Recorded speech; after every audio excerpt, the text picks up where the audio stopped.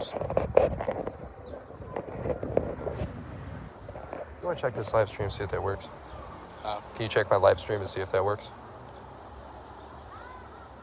Pretty sure it's live right now. Yeah, we're good. You should have. Is she going live or something? You should have. Yeah, that's a good point. All right. Cat. You want to go live? It's already live, but.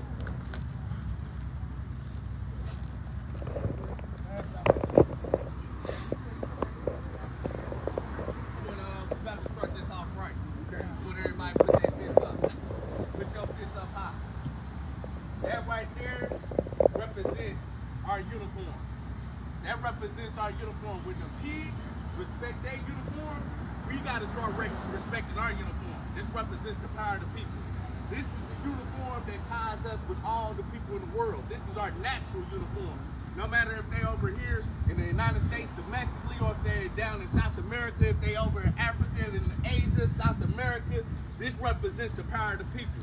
When they say the truth will set us free, we say the truth is only going to set us free once it becomes a material force in itself. That's what Marx said. All power to the people. All power to the people. Say all power to the people. All power to the people. Boots on the ground. Boots on the ground. Boots on the ground. Boots on the ground. All power to the people. All power to the people. All power to the people. Say boots on the ground. Boots on the ground. Boots on the ground. Boots on the ground. Boots on the ground. Say boots on the ground. Boots on the ground. Boots on the ground. Boots on the ground. Power to the people. All power to the people. So today, it's going to be, we recognize several different things today. This is the grand opening of the New African Black Panther Party. Take a picture of our group over here with this. Yeah. Of the New African Black Panther Party Community Center, Hasan Shakur Community Center. The chairman is coming up here to speak in a minute, talking about the Hasan Shakur Center and why we named it the Hasan Shakur Center. This is also a day of commemoration for the Black Office. He's going to be speaking about that in a very few short seconds. We also going to be inducting the Poor People's Army in here. I want everybody to give them a round of applause. So they will be joining a part of the Second Rainbow Coalition. And the Second Rainbow Coalition, we're going to get in a little bit, but this was originally founded by the original Black Panther Party, Young Lords and Young Patriots out in Chicago, April 4th, 1969. You know what I mean? And us refounding this May 14th of this year, this was an historical occasion because we bringing back the power of the people and how we have to go about organizing this Black liberation, brown liberation, all the oppressed communities organizing together, working together when we start taking back our own community.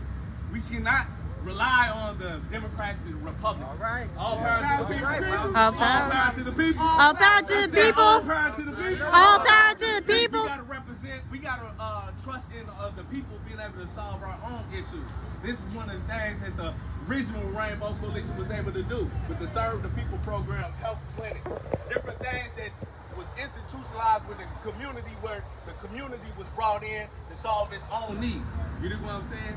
And we have to do so in a way where we tie this to the revolution. As Huey P. Newton talked about, this is a survival program pending revolution. You know what I'm saying? So when we look at what the Poor People's Army is out there doing out in Philly and across the country and stuff, taking over vacant buildings, you know what I mean? Giving this over to the poor. This represents that power of the people, boots on the ground. You know what I'm saying? Just like how we expropriated this community center. You know, when we came and took this from the enemy and said this is now our liberated territory. You know what I mean? Shaka did this right before I left back to Indianapolis back in May 14th when I came out here when we refounded the Poor People, the Second Rainbow Coalition. And he took me over to this building. It was so dilapidated that when you look at the outside of this, you would not recognize this outside for what it is today. This is the before and the after. You know, and by putting boots on the ground and being able to connect with this community and this community supporting this center, the city was able to feed to their needs and hand over the title to this. All power to the people. All power to the people. All power to the people. All power to the people. All right, now, so I'm going to bring up Chairman Shaka Zulu, and he's going to speak about the Hasan Shakur Center and also Black Hollywood. Thank you, Minister Kwame, one of the best speakers. I know history may argue Malcolm was there, but in this time, I can put him right up there with Malcolm's speeches, and folks would say that's a hell of a speaker. Thank you, Minister. All power to the people. All power to the people. All power to the people. All power to the people. All power to the people. All power to the people. Today, a lot of folks may not know, this is an historic occasion because this is the second time in history that revolutionaries came together under one coalition, one banner, one umbrella, where we said our principal enemy is fascism. Our principal enemy is capitalism, white supremacy. And so that enabled us to reconstitute the Rainbow Coalition because the hunger, the desire, the need in the community was there for a revolutionary coalition. So we're going to talk about that as we go forward in the process of this celebration. But who is Hasan Shakur? Let's talk a little bit about Hasan Shakur before I thank the comrades for coming out. Hasan Shakur was a prisoner. He was a prisoner like me. He was a prisoner like Comrade Haas. He was a prisoner like Comrade Kwame. And most of these comrades that's out here are lumpen elements, ex-prisoners. And they're coming under the leadership of revolutionary authority. Not under the leadership of a nonprofit. Because they're not incentivized by the dollar bill. They're incentivized by human need. The fact that we can solve things collectively if we can put aside our petty differences. So a lot of our comrades ain't out here today. And they'll be out during the rest of the day, hopefully. But we want the movement to reflect the people in the community. And the best way to have a movement reflect the people in the community is not just through politicization, it's also through developing organic leaders. Right? Right. Yeah. How many of you read Antonio Gramsci's notes when he was in prison? What did he say the best way to develop a revolutionary is what? Through a brother and sister on a block. Yes, give them some education, some knowledge. Yes. And let them become leaders in the community. Yes. We don't need Harvard. Yes. We don't need Yale. Yes. We don't need Princeton. Yes. And we don't need, sorry my school, Essex County Community College. All right. All right. Because we can develop these schools in these communities, in the garages. This is the school right here because we're learning, we're exchanging. It's a battle of ideas. Our ideas versus the ideas of the whole enemy state. How do we compete with that? We compete with that through numbers, obviously, but numbers that are built up with political education. Right? Yeah. Because I can call 1,000 people to the streets, you know, but if Warren Buffett comes and say, here's $1 million, follow me, and those folks don't got no political education, what do you think they're going to have? They're going to follow Warren Buffett. But if we give them some education, we tell them that this community can only survive with your labor power, your mind, body, and soul being invested in every inch and ounce of it. That's how you develop community. And that's what we're doing here. This is something radically different. And Hasan Shakur was only 28 when the state of Texas murdered him, executed him on death row. 28, let me tell you. All the political prisoners, you can name all the popular ones, came out for Hasan Shakur. Russell Maroon Schultz himself adopted Hasan Shakur as his stepson. And Hasan became one of the most gifted,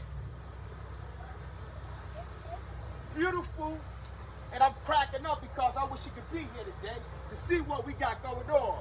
You know, it was in 2006, but Hasan went to death row. He went to death row saying, I'm proud to die a Panther, because he went to prison a criminal, a common criminal. she could see what we're building across this country. His mother was a crack addict, came from a dilapidated family structure, like most of us. This look good here, but this is a facade. Right down that block, right down that block, it's nothing but naked, brutal oppression. 88% of the people that live in this community are renters, not homeowners. Some of these folks own homes, but the vast majority of the people don't have access to the streams of economic empowerment. So you and I have to be that life raft. We have to develop the programs, the survival programs. We have to develop the political education that will mobilize and organize our people effectively for liberation. That's what we're giving to Hasan Shakur today. Hasan Shakur, the reason why we named that in his honor, and let me tell you, the moment I announced that we was going to name this Hasan Shakur, there were probably 1,000 Googles by the enemy and by those Uncle Tom sellouts. Who is Hasan Shakur? And I'm glad they saw who he was. Hasan Shakur was a poor brother, an exploited brother, a brother who was used like a mule, a brother who was at the bottom of the economic system. I don't give a goddamn about the arrest records that's up there. Let them see that, because Malcolm said all of us are in prison as long as you're in America. Yeah. We just in a bigger prison. We're in a bigger prison.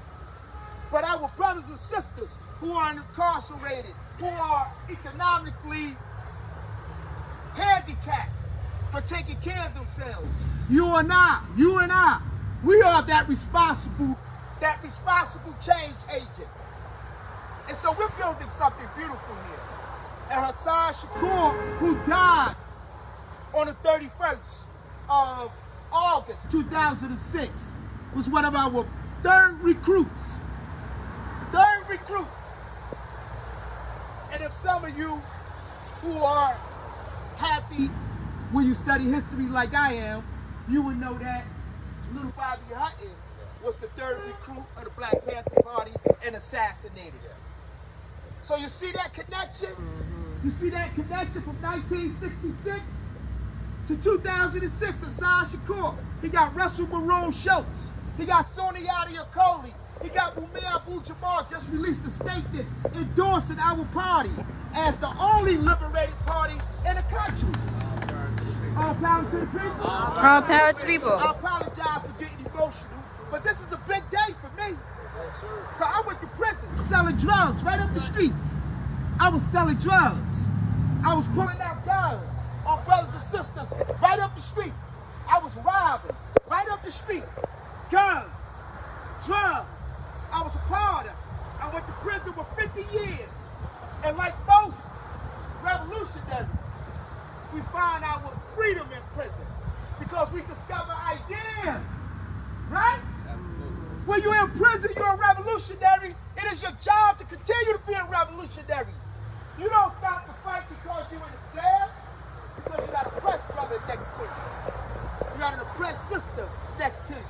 So you continue to struggle. And when I went to prison, let me tell you, that was the best thing that happened to me. Because I probably would have died right here on this street corner. I probably would have been a dope addict. I probably would have shot somebody in senseless violence. But prison saved me. It redeemed me. What George Jackson say in the prison letters? When I went to San Quentin, I met Marx. I met Lenin. I met Mao. I met Big Jake Lewis. I met Tony Gibson. And they redeemed me. Think about that. He didn't say I met Martin Luther King and we love Martin Luther King. He didn't say I met Lyndon Baines Johnson and fuck Lyndon Baines Johnson. He said I met Big Jake Lewis. Big Jake Lewis was a gorilla. W.L. Nolan. They were gorillas in the cells when George decided to take that leap in revolutionary consciousness. All power to the people. All power to the people. All power to the people. All power to the people. So today we celebrate and honor Hasan Shakur. But Hasan Shakur is emblematic nationally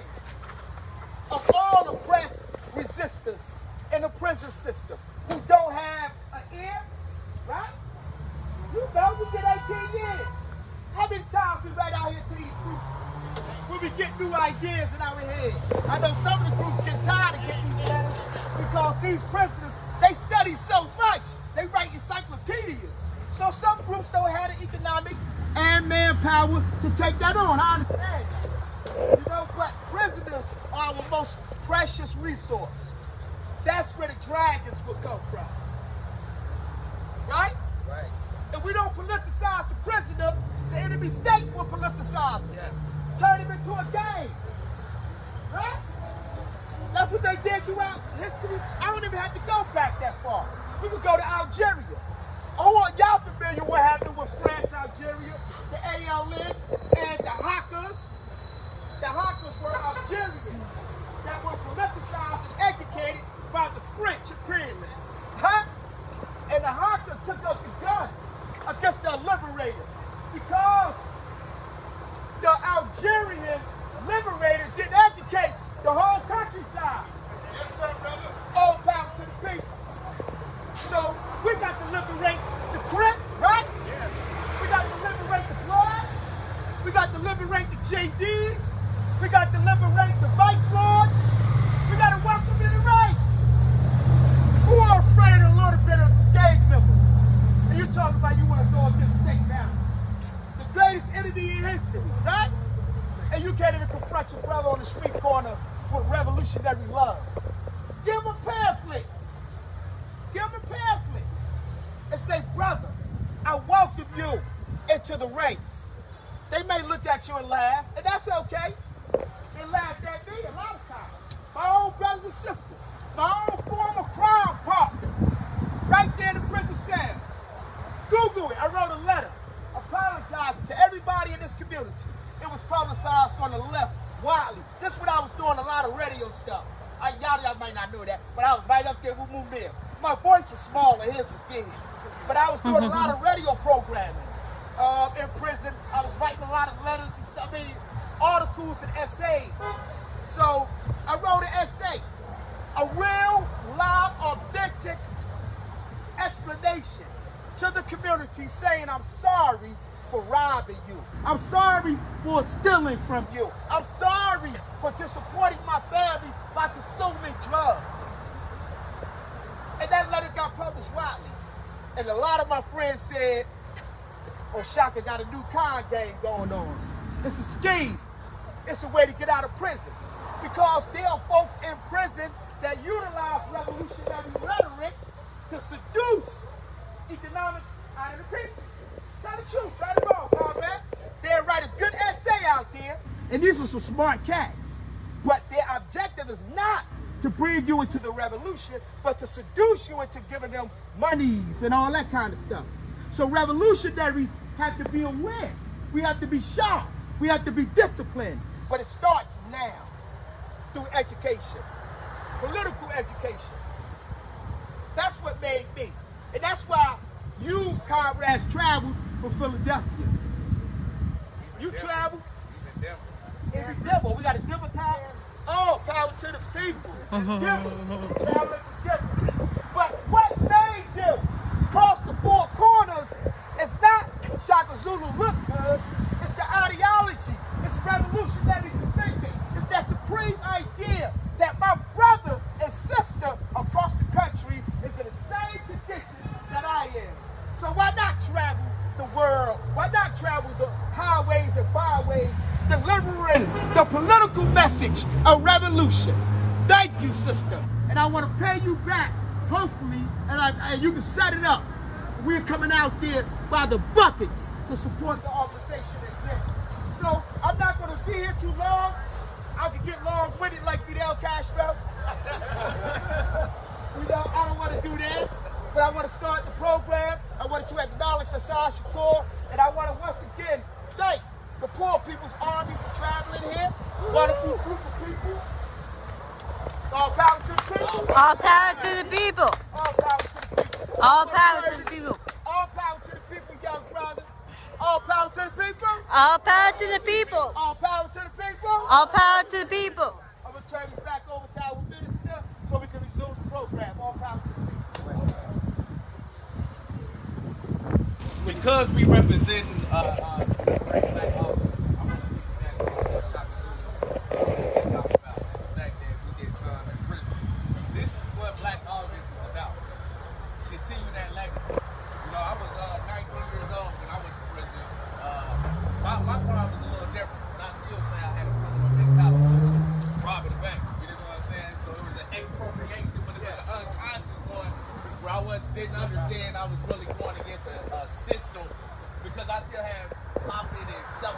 motivation behind it. You know what I'm saying? That's why I still say mentality behind that. You know what I mean? I ended up finding the legacy of the original Black Panther Party on the Supermax units. You know what I mean? During the time I was in prison, I've been a rebel without a cause for a long time. Always going against arbitrary authority, but really not knowing if that's really what the circle I need to put around what I'm rebelling against all the time. You know what I'm saying? It wasn't until I went to the shoe the first time, which is a Supermax, where they torture our brothers and sisters in there. That's right. and we're going to talk a lot about that as this movement goes on, because we need to shut down these Supermaxes. This is one of their counter-insurgency, counter-revolutionary strategies to break brothers in there. They started to liberate themselves. They came out the 60s and 70s. So they came over these control units, and they was putting most of the conscious brothers on these units first. That was resisting against the prison regime. But the first time I went to one of those units, that's when I came across Fred Hampton. Wasn't a big reader. I'm one of the guys that, and it goes back to what Mel said. He said the uneducated can even lead the educated. And it was one of my friends that was illiterate and couldn't read or write. He taught himself in the county jail, came to prison and started to teach himself. I caught him coming back from the prison library one day, and I just thought that was the most ridiculous shit ever. You know what I mean? I was like, brother, you trying to get institutionalized? You know what I mean? We supposed to be here working now, getting ready for when the war jump off. You know what I'm saying? Because, you know, even the fact that this is the first time I've been in prison, we all become socially conditioned to stereotype different things, different social phenomena, different institutions. So this was my mentality when I first came in. And one of the older brothers gave me a book, Peter YY2 manual, book 11, I want to say. And it was a speech by Fred Hampton called Power. No, I think this was, it's a class struggle. No, it's a power anywhere there's people. I eventually read about it's a class struggle, goddamn it, as well. You dig what I'm saying? But this brother was 21 years old. I was 21 years old at this time. And after I got done reading this speech, and before, I want to backtrack before that, my brother that turned me on to read books, he tried to give me conscious books at first.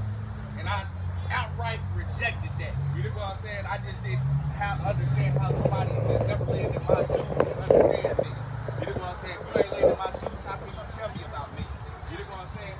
That's how a lot of the ones in the lumping community see education, because we saw education as pretty much unconsciously is a colonial education. We couldn't identify with it. I didn't give a fuck about no Christmas addicts.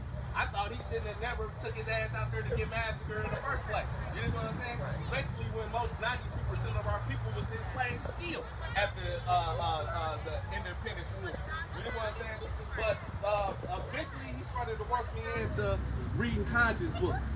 Started off with lumping books at first just to spark my interest. You know what I'm saying? And sometimes that's what it is. When we out here trying to organize and recruit people into the movement, we got to know what their interest is. And we got to meet them where they are. We can't come out here and be intellectually massive debating all the time and talking over everybody's head, because a lot of people don't understand nothing about no imperialism and scientific socialism and the dictatorship of the proletariat and bourgeoisie. But they understand basic stuff. They understand how the pigs come in here and brutalize us. They understand that the pigs and how the prison system has always been oppressive to us. All power to the people. See how all Power to the people. All power to the people. But because of our social experiences and stuff, we are given a type of education that is rudimentary, but it has this intuitive aspects of it. You know what I'm saying? And Fred Hampton once said that people learn best through observation and participation. You know what I'm saying? And I was learning a little bit of that when I saw my guys start reading books, and I was observing it. You know, and I started participating. You know what I mean? I want to see what you supposed to be finding that's making you want to be a black history teacher when you get out. Because I thought you was always slaves and stuff, so I don't know why you want to do something like that. We should be trying to find a different way to make money when we get out. You know what I'm saying? But this is how we socially conditioned. You know what I'm saying? But when I read Fred Hampton, he talked about at the very end of the speech, he talked about how it's a motherfucker at the top of the mountain. You know what I mean? It's been playing king a long time. Tell him. You know, but we come from the valley. You know what I'm saying? This right here This is the ballot. You know what I'm saying? Right. What Franz Fanon called the wretched of the earth. Yes, You know that's what I'm right. saying? That's right. We are the marginalized, oppressed people All across the power world. to the people. And not only here in America, but around the world. That's you know right, what I'm saying? that's right. But these are the communities that we have to reach and show them the way of how they achieve their own liberation by relying on us, the people. You know what I'm saying? But he said it's a motherfucker at the top of the mountain being playing king all for a long time. But we gonna have to go up there and hold court with him. That's you know right. what I'm saying? Tell him, brother. But we don't go up there because we want to live his life. Right. That's We right. going up there because we want to change the conditions. Come on. Down here in the valley. That's right. You know what I'm saying? So he said at the end of the day, when we get done with the work in the valley, that's what we're doing today. This is what we're doing across the country. This is what the Poor People's Army is doing out there in Philadelphia, out in Denver, and all the other different places. We're doing the work in the valley. That's right. Organizing with the people. This is what the Second Rainbow Coalition is about. Building that dual power within these communities. Building up these liberated zones where we can eventually go up there to that motherfucker on the valley and address that motherfucker. Because he been playing king too long. All power to the people. All power to the people. All power to the people. All power to the people. When we get up there, we're gonna be boots on the ground. Boots on the ground. Boots on the ground. Boots on the ground. All power to the people. All power to the people. All power to the people. All power to the people. Boots on the ground. Boots on the ground. Boots on the ground. This is what we working towards within this Second Rainbow Coalition. Is because if me and Shaka, if I would have had Huey P. News in my neighborhood growing up, if I would have had Fred Hempkins in my neighborhood growing up, if I would have had George Jackson's, Hasan Shakur's, and Shaka Zulu's in my neighborhood, it's a possibility I would have went in a different direction with my life. But I looked up to the gangsters, the drug dealers, the robbers and stuff. Because you know what? They took out people like him back in the 60s, in the 70s. They assassinated all of our greatest leaders. That's You know right. what I'm Tell saying? the truth. They destroyed our That's right. institutions That's right. within our community, and That's then right. they pumped our community with drugs That's right. to keep us even more preoccupied and distracted. They didn't want liberation. So if you get hooked on drugs and become drug dealers and stuff like this, you ain't gonna be out here trying to organize the community. You ain't out here attacking your social conditions. You know what I'm saying? You out here getting high. You being a predator in your own community. You're never making them qualitative leaps where you recognize you are a part of your own solution. All power to the All people. power to the people. All power to the people. But now we have individuals, even though it's been a breakdown in those social institutions that came out in the 60s and 70s, but we rebuilding that across the whole nation. That's right. Not only with the New African Black Panther Party, but we're talking about with the American Indian Movement. We're talking about with the Poor People's Army. We're talking about with all these social institutions that's recognizing we need liberation and we have to rely on ourselves. That's right. Now, put it in historical context, when you look at the 1676 Bacon Rebellion, we have to understand that white supremacy ain't just some ideal. It don't just exist in a vacuum. That's right. It has material basis to it. Yes, that's you know right. what I'm saying? When they saw the white and black community coming together, that feared these imperialists over here, these capitalist imperialists and these slave owners over here, that ruling class saw we must always keep that divided. You know what I'm saying? And this is what's been going on for hundreds of years now. You know, and this is why even today you will have a neo-fascist, neo-Nazi movement like Donald Trump. Fuck Donald Trump. Fuck Donald Trump. Fuck Donald Trump. Fuck Donald Trump. But you will have movements like that arise in this society even today, 400 years later, because it was institutionalized once they saw black and white communities coming together, and they was actually a threat to the establishment. They said we need to codify and institutionalize white supremacy so this don't ever happen again. right. So a lot of the individuals that get caught up in identity politics, we say you have to know your history. Come You on, have to know your history, because if Come on. you don't know your history, you don't know where we're going today. That's right. You know what I'm saying? Franz Fanon said in the Wretched of the Earth, he said every generation out of relative Sorry. obscurity must discover its mission. That's right. Fulfill That's it right. or betray it. So where we are today, well not today, but from 1776 with the Bacon Rebellion up to the 60s, the Black Liberation and Civil Rights Movement. We honor Martin Luther King. He was a revolutionary to some extent. he was still making qualitative leaps. We don't know what he would have been today. That's right. He could have been so inspired by the Black Panther Party, where he would have got rid of his nonviolent approach and started the real revolutionary currency. Yeah. We saw him make qualitative leaps, where it was started off with the civil rights movement, voting rights acts and stuff like that, but it transformed to the Poor People's Campaign, which was a transition to a more class consciousness. You know what I'm saying? Right. So that was the height of the civil rights movement. But we see the height of the Black liberation movement with the Second Rainbow Coalition. Yeah. When we saw Fred Hampton bring the Gun Lords, Young Patriots, and all the other organizations that came in subsequently and joined the Rainbow Coalition, we saw a qualitative leap in this class struggle that they've been waging against us since 1676 in a very strategic way. Come on, brother. But this was our counter-response to how they kept us divided for all these hundreds of years with the Rainbow Coalition.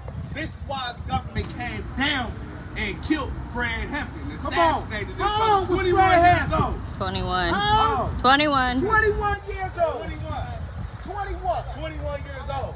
This person was the first brother, and this goes to show you that our youth is capable of true leadership. You know, sometimes it takes some of the older generation to recognize that we got to listen to the youth. What are they talking about? What are they struggling with? Because they might have answers that we haven't been able to figure out for a while. You know what I'm saying? But Fred Hampton established a model of class struggle that today we're resurrecting it because we recognize this is the model, the way of the class struggle in this country. And this can be replicated across the world. We're not just talking about liberating this country up here in the United States. We talking about liberating the people across the world. All power to the people. All power to the people. All power to the people. All power to the people. Boots on the ground. Boots on the ground. Boots on the ground. Boots on the ground. So this is where we are today. And I'm going to finish it up and bring up the next speaker and stuff. But this is why the Rainbow Coalition is so important today. We not in a race struggle. Come on, brother. Tell the truth. We fighting against racism, but we not in a race struggle. You know what I'm saying? This is what they try to institution to keep us divided against ourselves, socially condition us to divide us where we go against each other. You know what I'm saying? But when the slaves start to recognize who the real slave master is, that's when the whole system starts to truly fear and tremble. Because now, when we talk about the power of the people, we able to expropriate properties like this. You know what I'm saying? And tell put the city on the defensive, where we said we're not gonna relinquish this. But you know what? This is only a piece of that crumble, this pie that we coming from. Because like I said, when we come to the top of that mountain, we coming out on that motherfucker with our boots on the ground. All power to the people. All power to the people. All power to the people. All power to the people.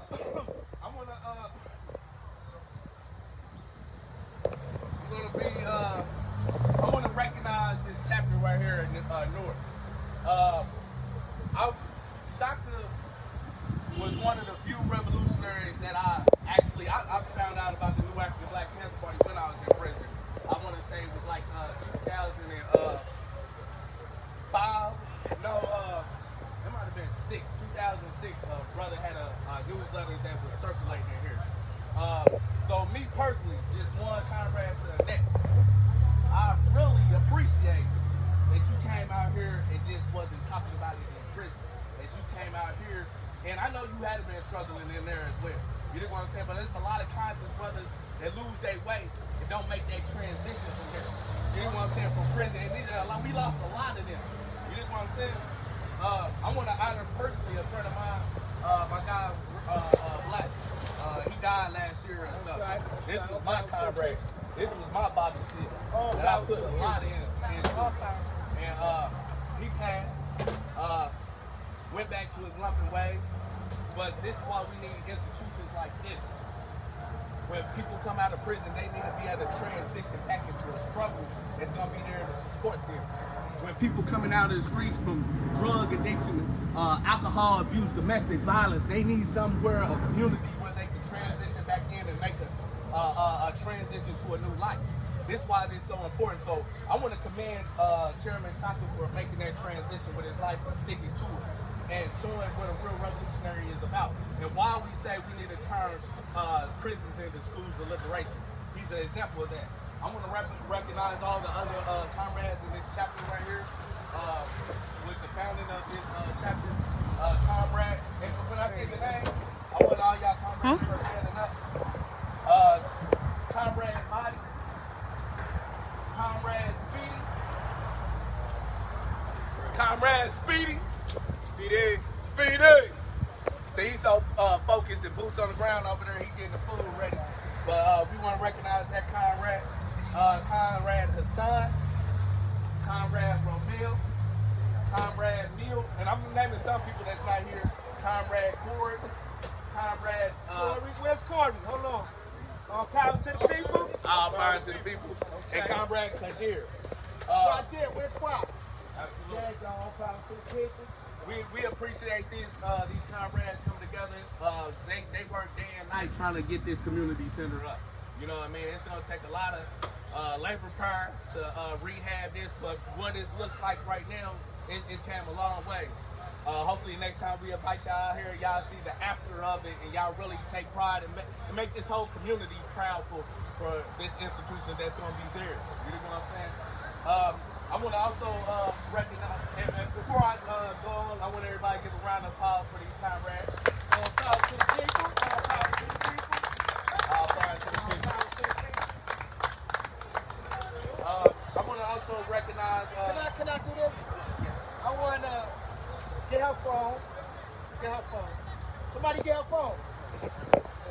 Come on up. Come on up. This is my chairman of the White Panther organization. And not in my wildest dreams, come on over here, did us bringing these two comrades together, did we think today they would be a revolutionary couple? So we want to acknowledge your relationship and say, all power to the people. All power to the people. All power to the people. All power to the people. I'm gonna look happy about it. A little bit. That's my chairman of the White Panther organization. All power to the people. All power. Acknowledge this relationship.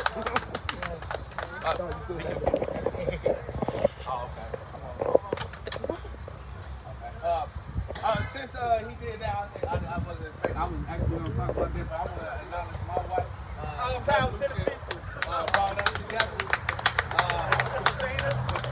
This is my wife, Katrina. We actually having a ceremony down in Florida. It's been a year since we got married. Met her in the movement. Since then, like she's been the biggest blessing, biggest support system. And I think she say vice versa. So some of y'all comrades in the Poor People's Army, I let you know, Shuri, some of y'all, if y'all want to come down there to our ceremony down in Florida, it's September 18th and stuff. Y'all definitely invited all the ones in the Rainbow Coalition. I also want to, Chairman Jenkins. He's recently been promoted. He's the chairman of the White Panther Party. I wanted him to come up and speak. And I want y'all to think about this. A lot of people get what the original Black Panther Party was about and is confused about the history. You know what I'm saying? I don't know how this confused, but I mean, I understand it to a part. You know, COINTELPRO trying to discredit, you know, everything that we fought for in the 60s. They try to make us out to be racist and black supremacists and stuff like that. That has nothing to do with our real legacy. You know what I'm saying? And I want Comrade Jake to come up here and speak a little bit why he joined the Rainbow Coalition and share a few words. All right, so repeat after me. All power to the people. All power to the people. Got boots on the ground. Boots on the ground. Got boots on the ground. Boots on the ground. All power to the people. All power to the people. All right, so the first thing that I want to talk about is what's the common thread? Well, actually, rather, when you look around at society, right, all the different, you know, hoods, the rundown communities, things like that, they're segregated. You see the segregation in every community in this country. Yes. What is the common thread in every single one of those communities? It's the class struggle. You have the difference between the owners and the workers. And that is the thing that will unite everybody into a rainbow coalition. That's why you see it in Chicago right now. That's why you see it nationally right now. You see it people of all shades recognizing that they are in a revolutionary class struggle. The difference between them and the big business, the difference between them and the people who sit in office. The mission of the White Panther Party is today and will continue to be the reconstruction of white culture. White culture is the thing that gets you this two-party duopoly. It's the thing that gets you people segregated into these different communities. From the oppression, from the oppression across the world by the U.S. empire to every square inch of this country, it's occupied. It's occupied by a culture of people who are, supremacists, who don't want this unity that we have in the Rainbow Coalition.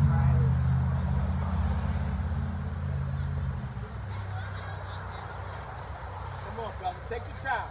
Take your time. And he's only 21. So, same age, square hands. Take your time, brother. Young brother, take your time. The struggle against the empire is, as it always has been, the struggle between oppressors and the oppressed. It's the bringing of militancy into the native land. It's the bringing of the militancy from the war front into the home country. It's the divisions that are separated into the culture. We have to construct a revolutionary counterculture within the white community. And only when that is done can we stand as whites in solidarity with the black community, with the indigenous community, with the LGBTQ, with the brown communities. That is the historical mission of the White Panther Party. As the minister and the chairman have said, with Cohen's Health Road, if you look into the White Panther Party, a lot of people are very confused. They think it's a white supremacist organization. No, this was started on the campuses in Ann Arbor, Michigan. It came out of the beatnik poetry groups. It came out of the jazz clubs. It came out of hippie culture. These were people who were constantly, day after day, fighting in the streets alongside their brown, black, indigenous comrades. We have to, it is our mission to construct the white culture, get rid of the separatism, the supremacy, all these things that, and we're all very indoctrinated from a young age. I remember, what would you call that? The divisions that the Cold War had in our society, right? That still stemmed indeed when I was a child. I had grandparents, I had, parents talking about, oh, this communist, what are you, socialist, things like that. There's the racism that's inherent in the indoctrination of white people. That is a complete product of the material conditions in our society perpetuated by this empire. So, and until that is brought down, there is no way that we can have, national liberation for any community. It's going to continue. You're going to continue to see more people in the streets, children starving in the streets. People who fought for the land that you stand on, those people starving.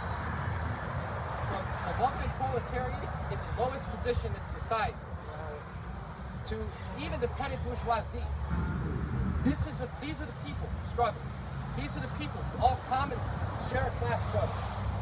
We have to unite them under a revolutionary counterculture. And it starts within the white community. And it's work that white comrades have to do themselves. Absolutely. All power to the people. All power to the people. All power to the people. All power to the people. Boots on the ground. Boots on the ground. That's all I have to say. Absolutely. Give a round of applause for our Chairman Jake. All power to the people. I want to thank this comrade coming up here. Like I tell him all the time, for us, we believe in observation and participation. Always put you out here. We're going to develop our comrades. You know what I'm saying? We're going to have our comrades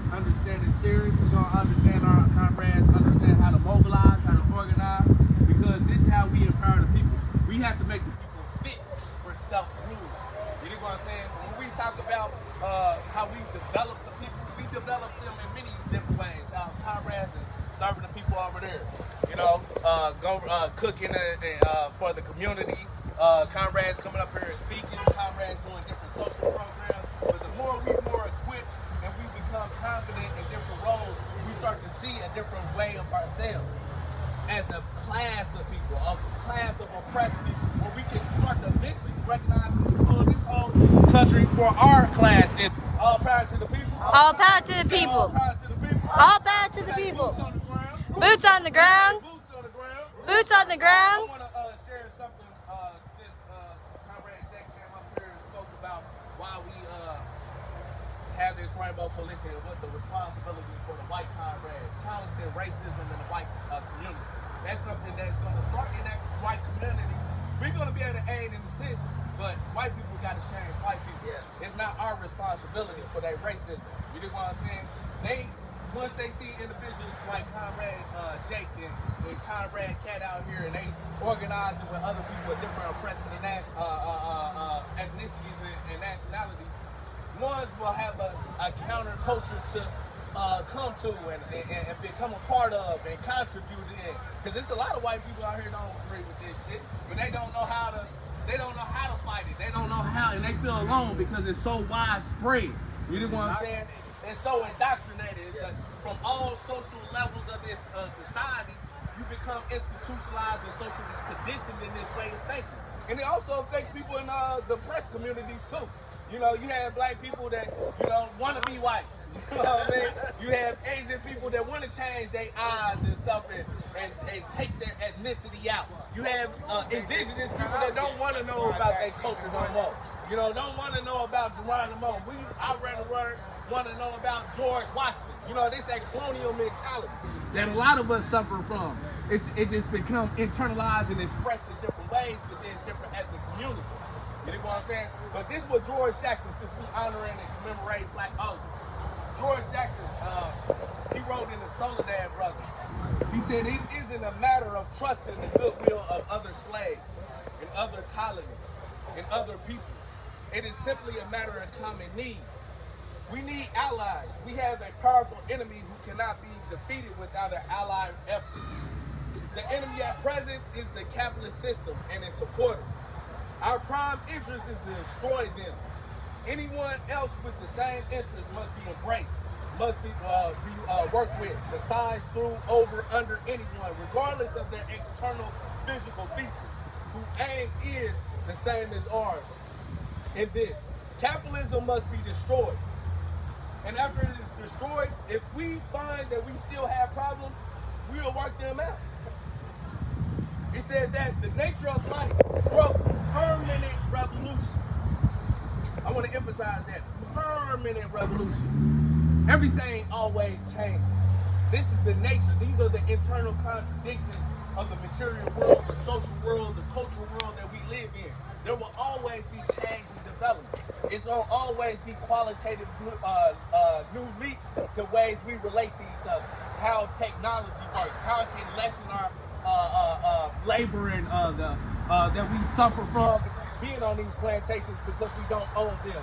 It's always going to be change. This is the only thing that's absolute. It's change. But we have to evolve with the change that's going to be in our interest. He said, there are other peoples on this earth, and denying their existence and turning inward in our misery and accepting any form of racism, we are taking the characteristic of our enemy. He said, we are resigning ourselves to defeat. So we in the New African Black Panther Party, we ain't gonna come out here and advocate black supremacy. You know, we know white supremacy is the enemy. You know, we know capitalism is the enemy, but we don't want to turn into our opposite. And anyone that's advocating that the struggle is against white people, you know what I'm saying, and don't understand and can't put a circle around the system that even conditions white lower class people and even lower class, because we got a lot of Uncle Toms out here too. Come on, let's not forget that. Tell the truth. We got a whole lot of kids that look just like us. You know, no matter if they black, white, yellow, red, brown, polka dot, pink, or even the ones that come with that invisible ink. And what I'm talking about an agent provocateur. You know what I'm saying? The big ones are mixed. You know, they come in different shades. So we can't put a circle around just one demographic when we see that the whole demographics in the country has been co-opted in different ways through the destruction of our institutions in the 60s. So we have to embrace the wretched of the earth. Those that live in the valley is amongst the people. All power to the people. All power to the people. All power to the people. All power to the people. Boots on the ground. Boots on the ground. Boots on the ground. Boots on the ground. Boots on the ground.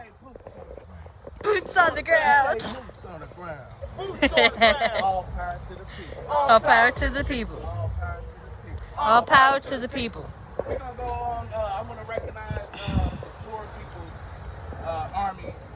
They came all the way out here from all over. I found out. I want everybody to give a round of applause for these comrades.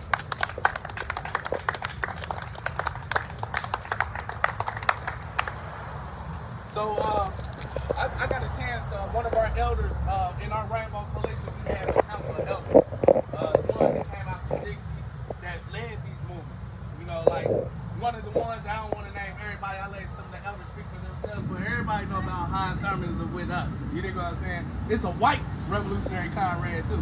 I encourage everybody that never read Revolutionary Hillbilly, read that to understand what this class struggle is about. And understand why we cannot with our white revolutionary brothers. You know what I'm saying? But one of the comrades in Chicago told me about Sherry Hucker. And he's like, we need to meet her, comrade, and see what they doing out here in Philadelphia and whatnot. You know what I mean? And so he put us in touch with each other. And I think it was on that very first phone call. It's like, you know how you get them goosebumps? Yo, goosebumps get goosebumps. You know what I'm saying? You know that this relationship is a good relationship. You see that our ideology and our political line is similar. You see that we have this common vision of the oppressed and how we're going to liberate ourselves. So we spoke to them about our statement of unity, what they united around with us. I'm going to read that statement of unity so everyone knows what this Second Rainbow Coalition is built upon, the unity that we're organized behind and around. The Statement of Unity, this is a preface. It says, the U.S. was founded as a colonial settler state based upon white supremacy and slavery, stealing the lands of the indigenous nations, breaking every treaty made with them and confining them to reservations, concentration camps. Let's call it what it is, concentration camps. As the country became more powerful, the eagle sunk its claws into other nations, making war on Mexico, and grabbing its northern territory, invading Cuba, Puerto Rico, Hawaii, and the Philippines, and either annexing them outright or making them colonies or neo-colonies. And in the 21st century, it became the major imperialist power in the world, exploiting both the people within its borders and those in every country, bullying them with military interventions, like we just saw recently in Afghanistan and over in the Middle East, over in Syria and Iraq, even though these are the same hypocrites that propped up a lot of these individuals that you want to turn around. But this is, and I'll make this real quick, this comes back to this analogy of Frankenstein and the doctor. Yeah. You know what I'm saying? When you ask yourself, who was the greatest threat? Was it the doctor or was it Frankenstein? You know, because Frankenstein wouldn't even exist today if it wasn't for the doctor. You know what I'm saying? But the doctor, when he get tired of Frankenstein, then he want to point to them and say he's a monster. You know what I'm saying? But with the real monster is the doctor. All power to the people. All power to the people. All power to the people. All power to the people. So he said in this document, he said, and in the 21st century, it became the major imperialist power in the world, exploiting both the people within its boundaries and those in every other country, bullying them with military interventions, and robbing them of their right to self-determination. As Huey P. Newton stated, quote, I have two enemies to fight, racism and capitalism. Between the two, and this is unquote, between the two, capitalism is primary. Racism is a byproduct of capitalism. That's right. We can say the same thing about sexism. We can say the same thing about any ism that divides the people. It's a byproduct. It's a tool that the oppressor used to keep us divided. And since the working people in the world of every ethnicity or nationality face a common enemy that is destroying life on earth, our enemy is a small ruling class of property owners controlling most of the world's wealth and resources. We must have our basic needs met to live a good and meaningful life. All power to the people. All power to the people. All power to the people. All Food, shelter, health care, education, freedom from oppression by the state, and peace with other nations. To obtain these essential things for life, we must have the power to see to it that the abundance that is available to us is shared equitably. This is the reality, brothers and sisters. Poverty is also a byproduct of capitalism. That's right. That's right. Think about that. Capitalism, poverty is a byproduct of capitalism. So the misery that we see out here today, the dilapidation we see out here, we see the people suffering from many different mental illnesses that come from this alienation of this society. We see the ways that we are constantly pitted against each other just to get a job. You know what I'm saying? But this could be ended when we come to power and we use the agriculture, industry, science, research, and development, the whole state, all civilization that we collectively in history developed to this point in time for the people. Think about this. This is the way we solve these problems in our community. But we gotta address that motherfucker at that top of that goddamn mouth. We gotta let them know that we come from where? The valley. All power to the people. All power to people. All power to the people. All power to the people. It says this is the actual statement of unity for the Second Rainbow Coalition. The legacy of the First Rainbow Coalition dates back to its founding on April 4th, 1969 by the original Black Panther Party, original Young Lords, and the Young Patriots Organization. A number of other organizations joined this coalition not too long afterwards, such as the American Indian Movement, Brown Berets, Rising Up Angry, the Red Guards, and others. Since the founding of the U.S., the masses have developed a number of popular movements that came together to fight back against this capitalist imperialist system in various ways around particular demands. Nonetheless, none had quite established a movement quite like the First Rainbow Coalition. This is the historical mission, was the first of its kind that established a model of class struggle like no other.